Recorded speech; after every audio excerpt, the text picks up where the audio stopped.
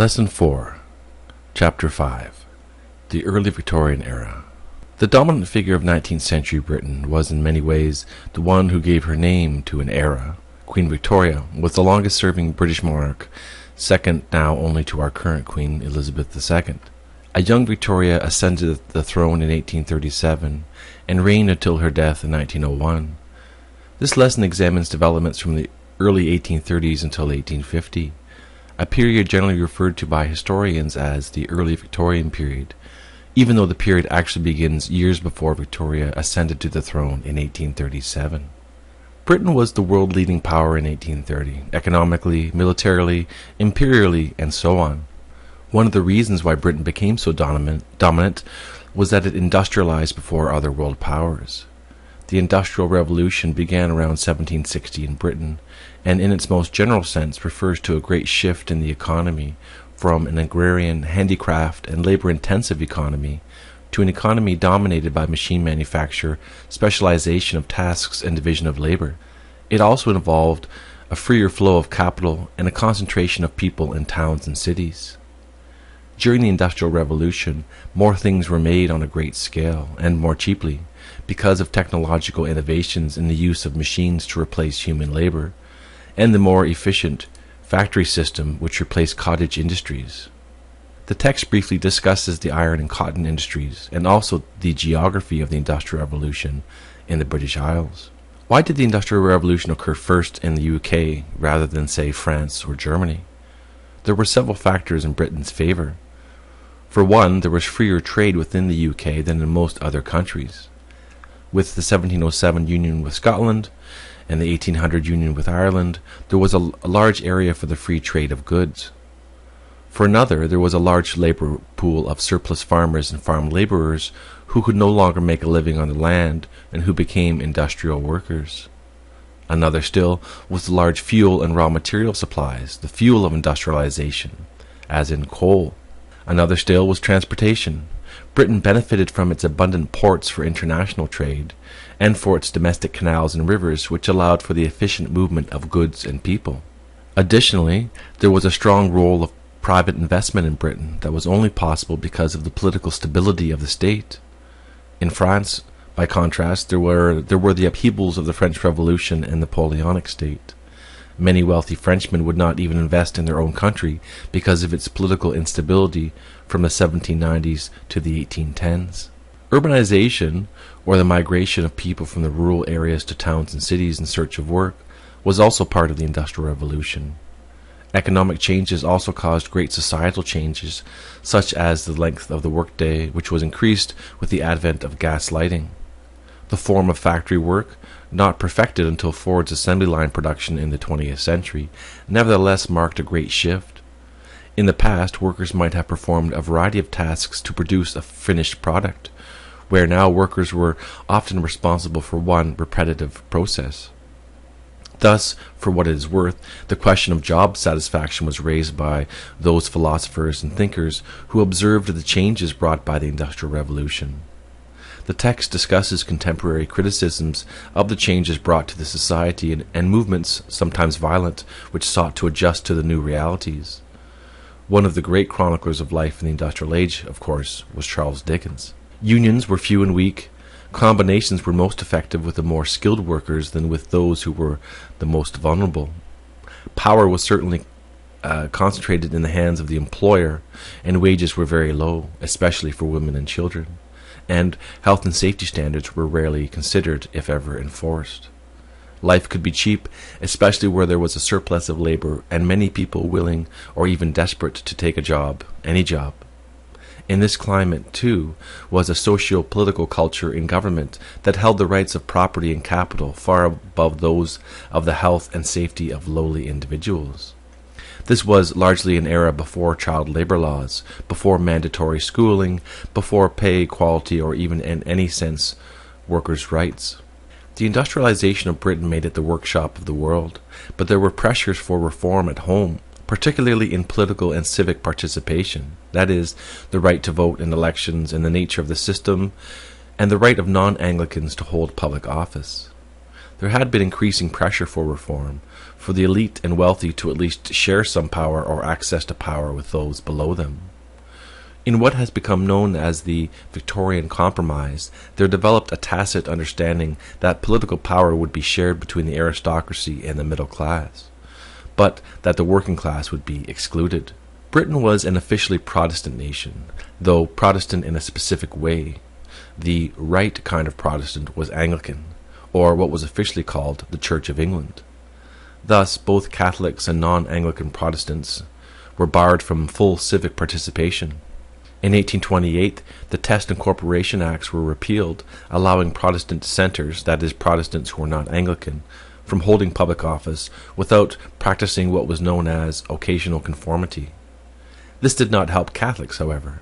Most importantly, Catholics could not sit in Parliament as MPs, though it is important to note that there was no specific law declaring that Catholics were ineligible to run for election or take their seat in Parliament. Rather, there was an indirect ban. In order to take one's seat in Parliament, one had to swear a variety of oaths, one of which was to specifically deny certain core Catholic beliefs. The campaign to overturn the impediments to Catholics sitting in Parliament took place in Ireland under the leadership of a wealthy Catholic lawyer, Daniel O'Connell, whose organization, the Catholic Association, led an effective grassroots campaign to achieve what was called at the time Catholic emancipation. Again, remember that Ireland was a majority Catholic country, recently united with Britain to form the UK, and thus Irish subjects were in theory to be equal partners in the country as the British and Scottish cousins. Yet they could not elect a Catholic to represent them in Parliament. O'Connell forced the government's hand by running for election in 1828, which would have made a mockery of Britain's supposed shining democracy. He won, but did not take his seat in the House of Commons because of the anti-Catholic oaths. So he ran again in another by-election, and thus forced the government, and the king especially, who opposed removing the pediment, to concede Catholic emancipation. Significantly, though elected Catholic MPs could now in good conscience take their seats at Westminster, the Irish electorate was severely constricted in order to get Catholic emancipation passed. Thus, in Ireland, the property qualification in order to vote was raised.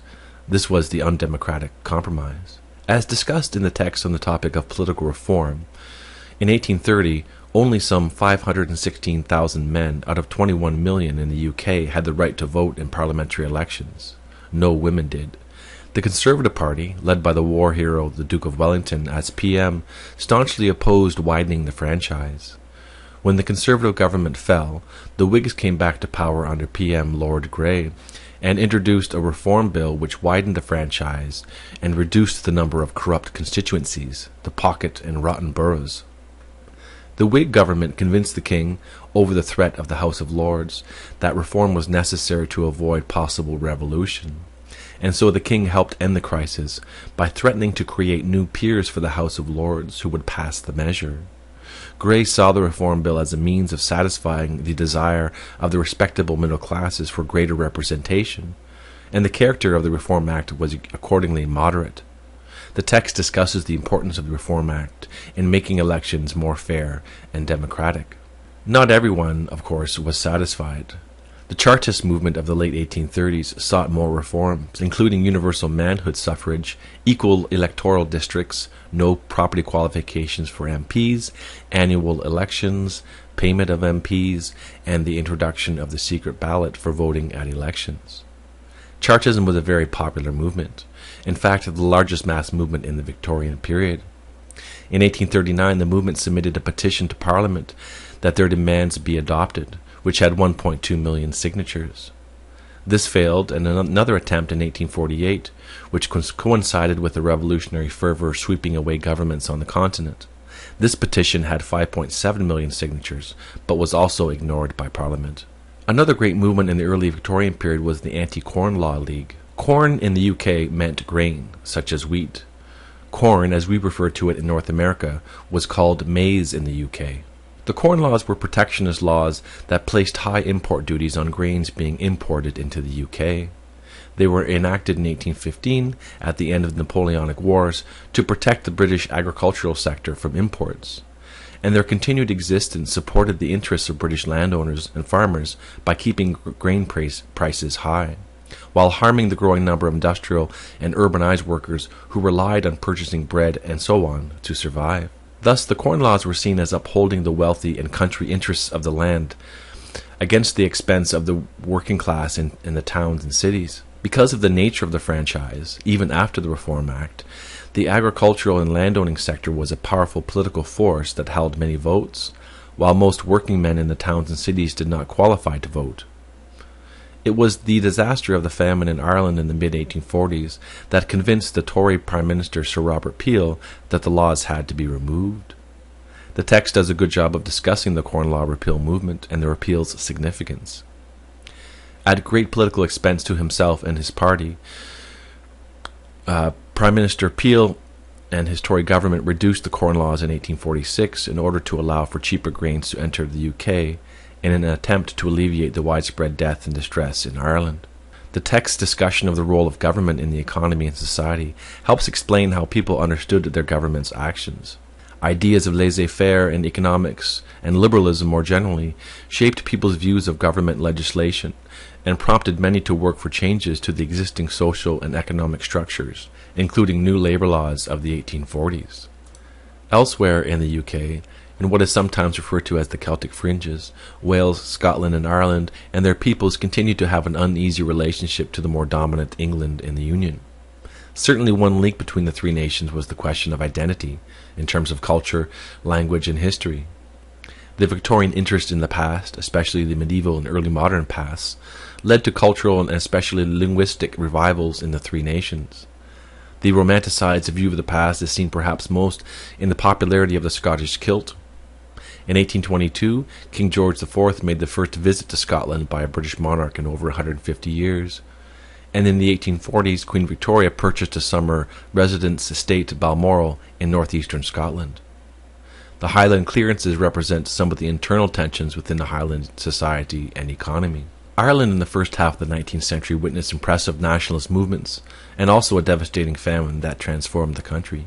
Daniel O'Connell was the towering figure of Irish politics and Irish nationalism.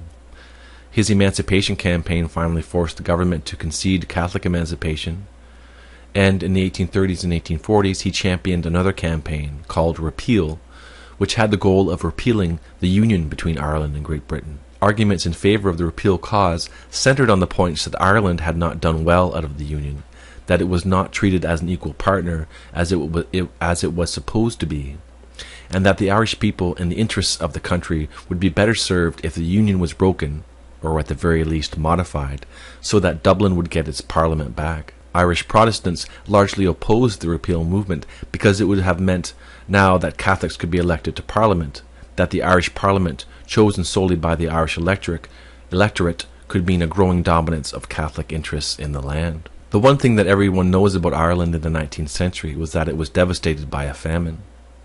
The problematic socio-economic structure of Ireland was not a recent phenomenon, but had been developing for over 100 years. Significantly, there was a great increase in population in the 18th and early 19th centuries, which created a very densely populated country that was largely impoverished. Ireland did not industrialize as Britain did, and so was reliant on its agricultural sector, which in many ways helped to feed British industrial workers. A destabilizing phenomenon developed whereby the size of Irish farms and lands held by labourers shrank over the decades, as there was a growing population for the same amount of land, and access to land meant survival in a country that did not have many other industries. Irish people outside the cities and towns ate the food they grew themselves, and thus access to land was paramount.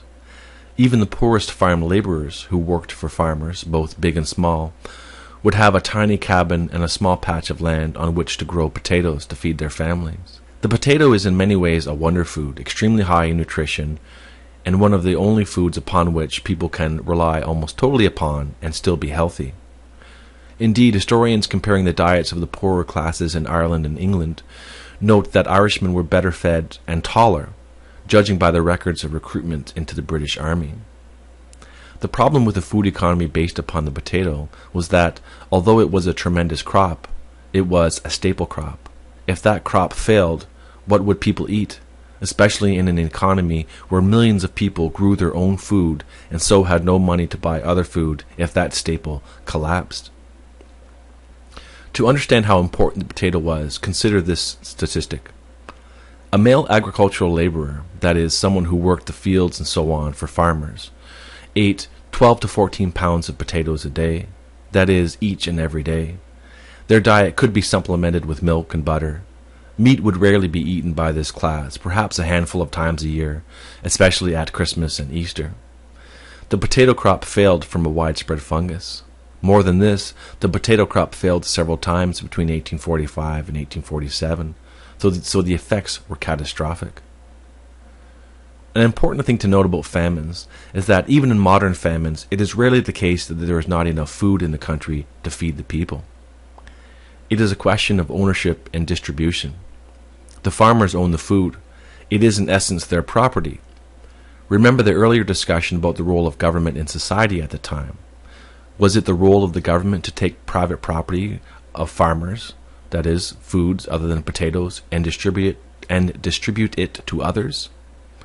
Most people in Britain at the time would not have accepted such a level of government intervention. Worse still, because of long-standing anti-Irish sentiment in Britain, because the Irish were poor as a nation, and because it was a majority Catholic nation, there was a widespread view during the 1840s that somehow the Irish had brought this catastrophe on themselves, that they had sinned as a nation and God had justly punished them. If only the Irish were more industrious, like lowland Scots and English farmers, they would not be in such a dire circumstance. Some thinkers even saw the famine as a good thing. It would strike away the excess population in Ireland and allow the restructuring of the Irish economy and society along more rational lines, by which they really meant make it more like England. The result of the famine was transformative to Ireland. Ireland lost around a quarter of its population in less than a decade. Around 1 million people died, mostly due to disease rather than actual starvation, and another 1 million to 1.5 million emigrated, mostly to Britain and America, but also Canada and Australia. The great Irish exodus to America came in this decade, as these poor migrants settled in American port cities such as New York and Boston. For the next century and a half, emigration became a permanent facet of Irish life, leaving Ireland for better opportunities elsewhere. In Ireland, the consequences were important.